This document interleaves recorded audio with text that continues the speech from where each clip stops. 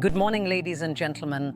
I can hardly believe it myself, but against all odds, progressive forces have prevailed in all European nations. All 27 member countries have decided to immediately transform the European Union into the United States of Europe. All over Europe was up and about tonight. The far right in Brussels had to clear their spots. They're making room for a generation that wants to get the best out of Europe instead of letting it fall apart.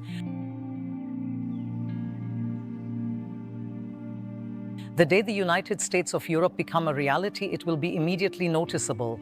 For example, in foreign and security policy. On these fields, we've always needed unanimity, and individual countries could block everything with their veto. Now we can appear on the world stage as the United States of Europe. We can negotiate with China and the USA on equal terms with our European foreign minister. We are a united continent, after all 27 countries and 450 million citizens. Those who speak with one voice can push for climate goal compliance or trade agreements during negotiations. No longer can simply ignore. On the topic of defense, we can now offer our unconditional support to Ukraine, without a veto from Hungary. Our interests and perspectives suddenly have real weight on the world stage. And so we managed to truly support Ukraine's victory.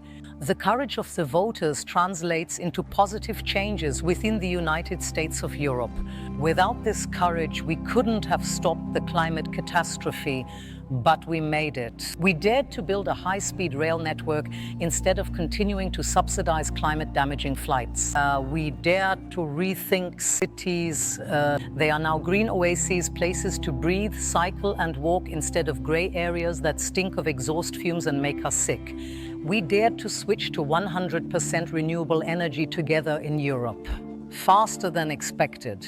With wind from Scandinavia and sun from Spain, there's now not just green electricity, but also cost-effective and independent one. Without autocrats like Putin, he's just been convicted of war crimes by the European Court of Human Rights.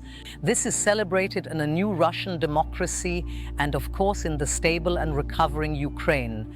The day the United States of Europe were proclaimed, the whole world looked at Europe. And our shortage of labor and skilled workers has become a problem of the past. By having a common labor market instead of 27 separate ones, many people are interested in working with us. Since then, the word innovation makes one think of Europe again.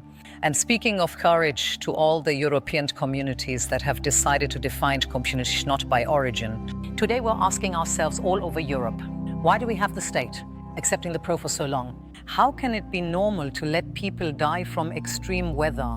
That we are more afraid of people seeking refuge with us than of those who want to destroy our democracy? That we thought we were stronger alone than together in Europe? Today that's different, because we chose with the cross to no longer listen to our fear, but to our courage.